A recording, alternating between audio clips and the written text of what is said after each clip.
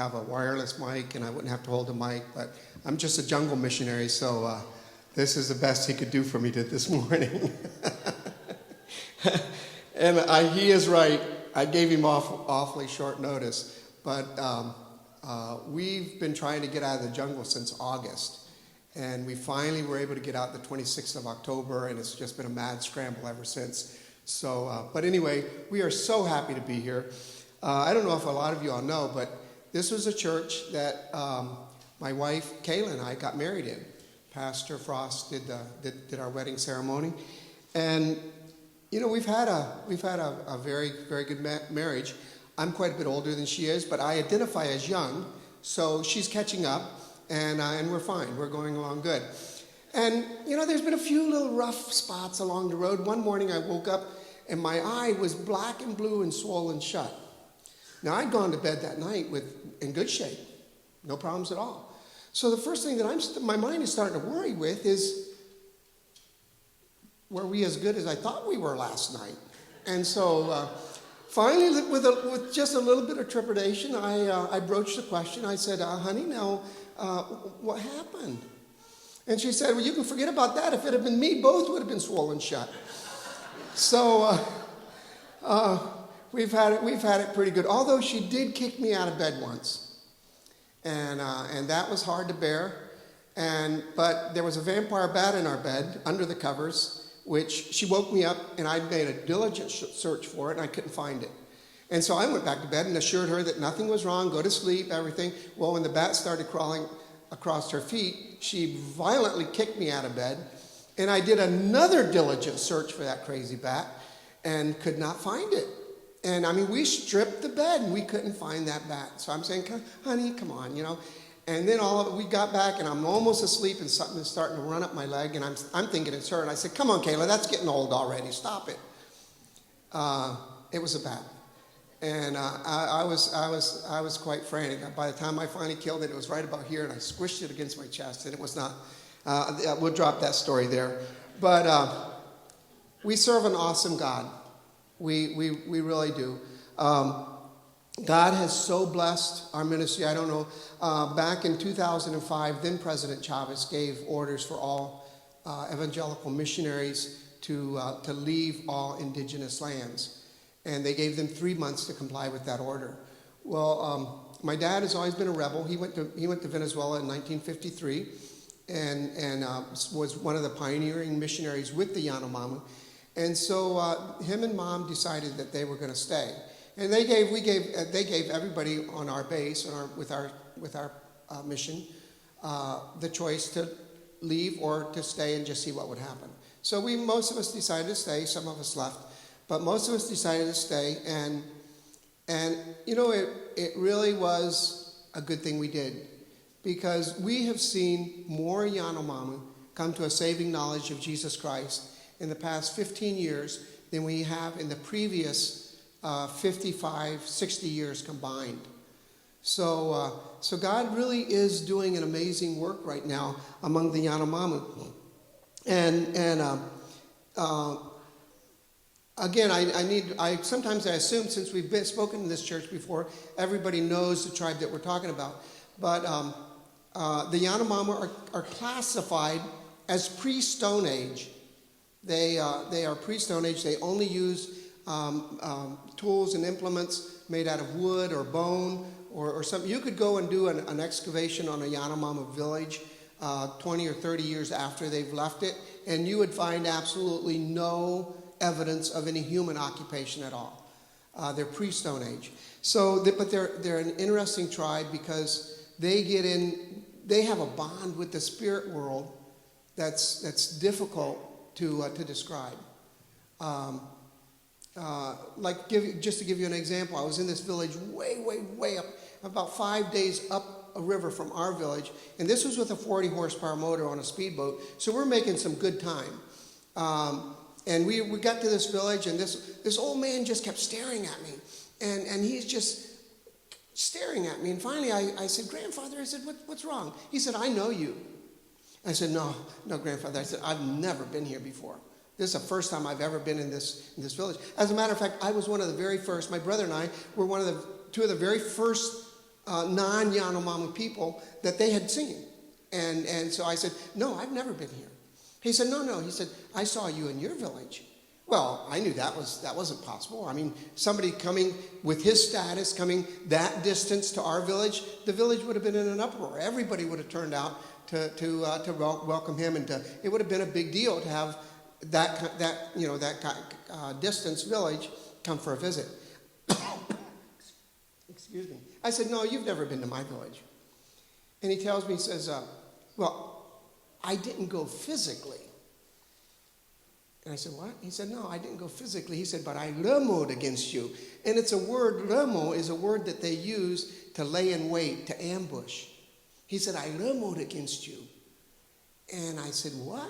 He said, yeah. He said, I watched you, and he made his hands like this. He said, you were just staring at like this. He said there was a light coming out of it, and your fingers were going just like this. I realized he was describing me working on a computer that man had no idea what he was describing, no idea whatsoever. The furthest advance of technology that he had seen up to that point was our 40 horsepower outboard engine. But yet he described my computer in incredible detail. And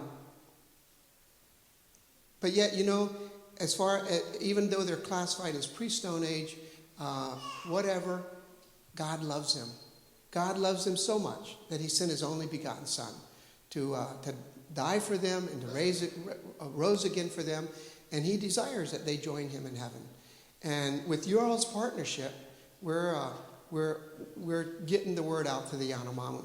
I was lost one time in the jungle, so I know what the condition feels like. And I mean, we were lost. Not like your GPS takes you somewhere and it says, we have reached our destination. You look around, there's an empty field or whatever, and you're not where you wanted to go. That used to happen a lot. Not anymore with the technology that's coming up today. But people get lost here a lot like that. But it's not really when you're lost in the Amazon rainforest, that's a funny sinking in your heart feeling lost. And we took stock of what we had. I had a .22 rifle. My Yanomami friend had a bow and arrow set, and that was it. We had no matches. We had nothing.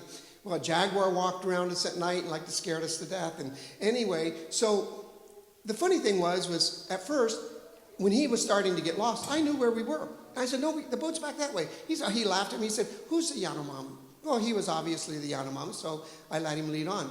And ever so often he'd say, now where's the boat? I kept pointing back to where I knew the boat was. And finally,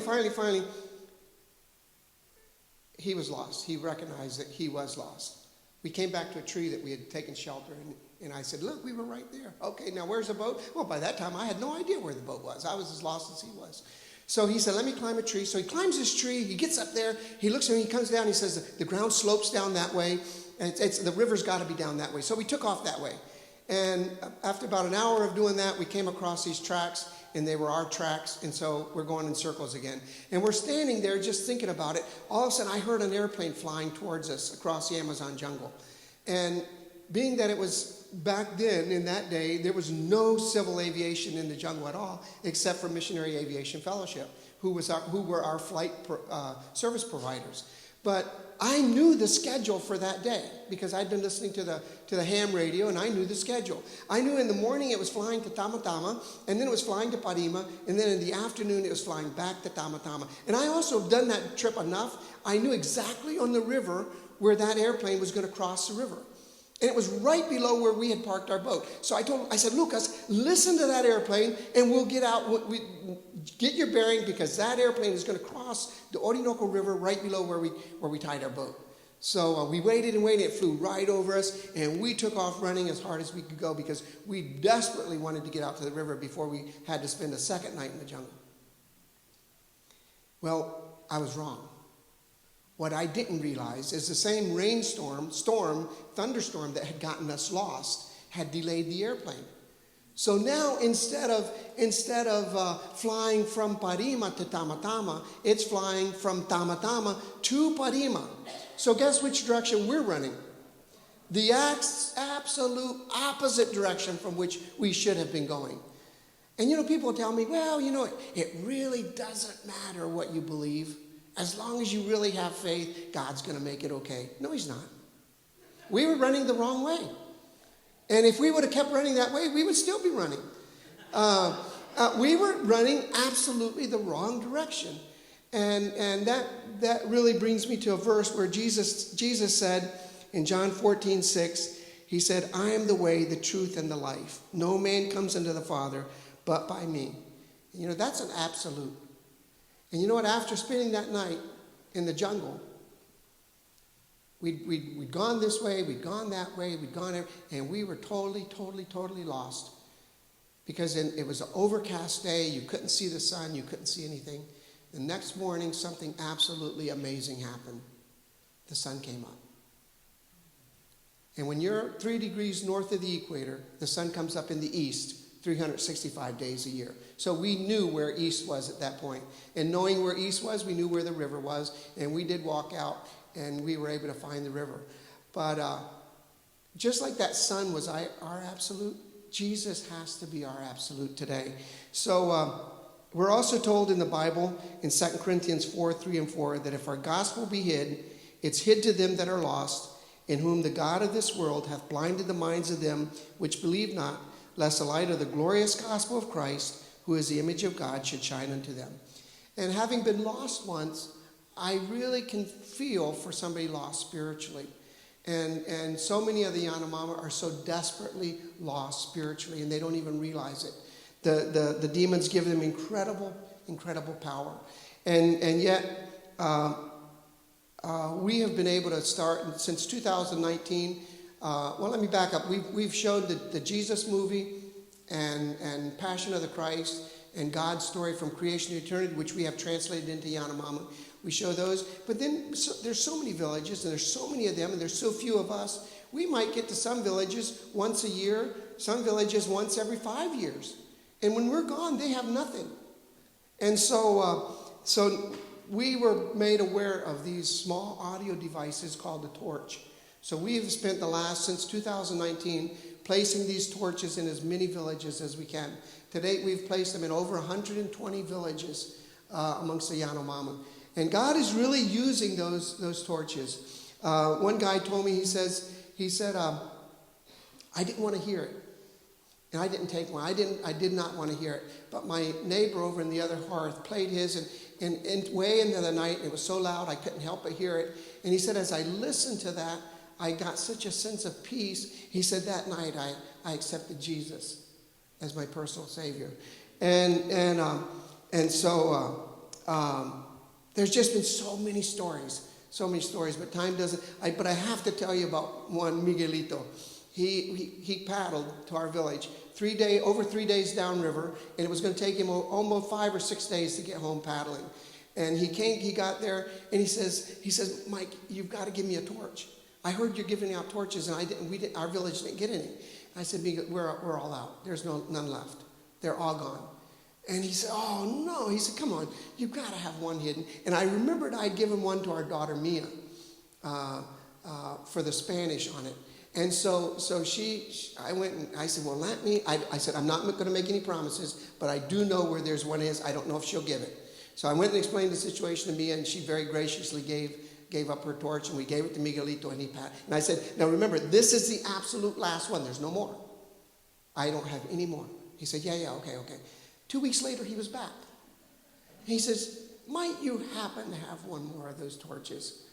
And I said, no, I told you that. I said, I took that one for my daughter, and she hasn't even forgiven me yet. But I gave her that one, and I don't have any more. He said, well, that just makes me furious.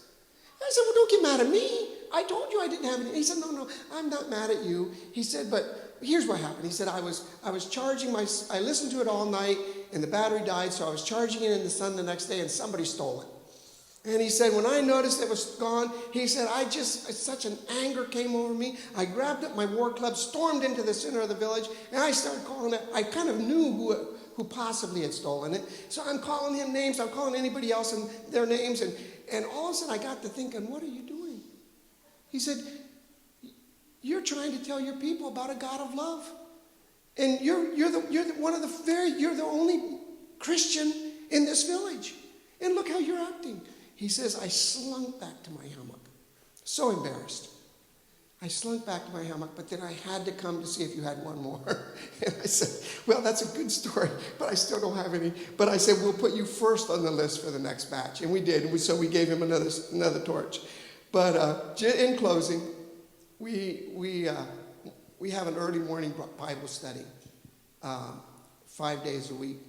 And after our Bible study was finished, prayer and Bible study time was finished, I started telling the villagers that there's normally, I don't know, anywhere from 35 to 55 in our class every morning, men. And so I'm telling them about what's going on in the world. It's just our world has actually gone crazy if you think about it. There's multiple sexes. Nobody knows who they are, and they're identifying as this and identifying as that. And there's wars and rumors, and the world has literally gone crazy. And I'm telling him all this, and I'm just going on and on and on about how bad the world has gotten.